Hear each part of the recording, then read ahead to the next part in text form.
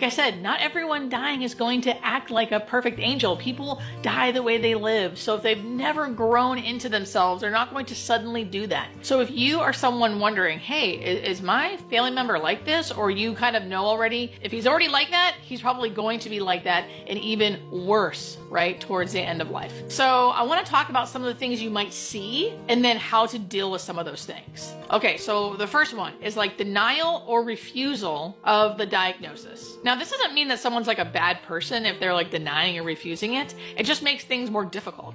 If someone refuses to acknowledge that they are declining, refuses to acknowledge that they have some kind of illness, it's going to make things hard for the loved ones who are trying to care for them. And for this, I think depending on your relationship with the person, if you are really close with them, I would say continue to try to meet them where they're at. Try to openly discuss your fears around everything. Like, listen, I know you're doing okay right now, but I fear that eventually, if you're not doing okay, I'm not going to know what you need and want. That makes me feel afraid. So it would really help me if we could at least discuss, if something were to happen, what you would want. If your relationship isn't very close with them, or you say that and their rebuttal is something of anger, or they start being mean, that's when you can put up boundaries. You put up boundaries and say, like, I want to be here for you, but if you're not willing to discuss what's happening, it's going to make it really difficult for me to do that. And then you just hold the boundary. You just hold a boundary. Now, it's difficult, yes, but hopefully other healthcare workers can help you. Our hospice social worker can help you if they're on hospice. Other people around you, your support system, can help you.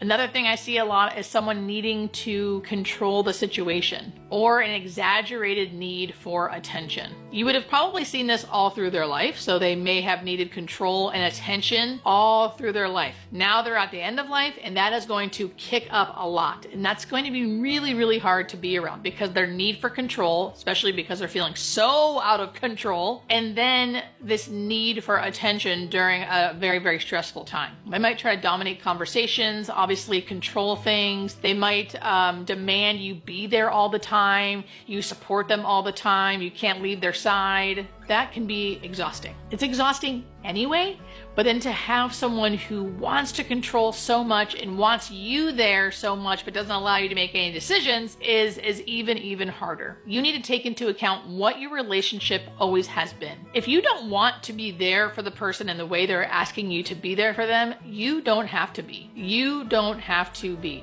You can be there as much or as little as you choose, especially if there's already a rift in this relationship that you now feel like obligated to be there. I'm telling you right now, as a healthcare worker who's experienced this for years and years, you do not have to be. Only do what you can do and set clear and strict boundaries. I would generally say that the quote unquote bad parts of someone's personality will come out even more towards the end of life sometimes. If you are listening to this video and you already know that you have someone in your life that's already difficult and hard to live with or be with, even when they're healthy and fine, that is going to accelerate if they are not healthy and fine. And by you listening to this and learning that that's likely to happen, and you don't have to be there for it if you don't want to, is the main point. I feel like anyone who has been like no contact with their family or no contact with a certain relative, you don't suddenly have to be their caregiver just because they have quote unquote no one else.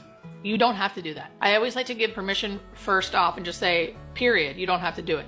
If you do choose to do it, knowing that all of the stuff that really probably pushes your buttons will be ignited because they are completely out of control. They're losing bodily autonomy. They're needing help when it's hard for them to ask for help. They've been emotionally immature their whole life, so it's going to continue as they start deteriorating. So it's going to be hard, right? So you, as the person caring for them or the person checking in with them, will just have to learn to set your own boundaries. You know, I've had a patient once where as the nurse, I would walk in and they would say a bunch of mean things. I would say, you can't say those things to me. If you say those things again, I'm going to have to leave. And they either stop saying them and I don't leave, or they continue to say them and I did leave. So that would happen differently depending on the day. Sometimes the boundaries would work and they wouldn't say anything else. Sometimes they wouldn't and I would have to leave. So that is something that you can learn to do over time.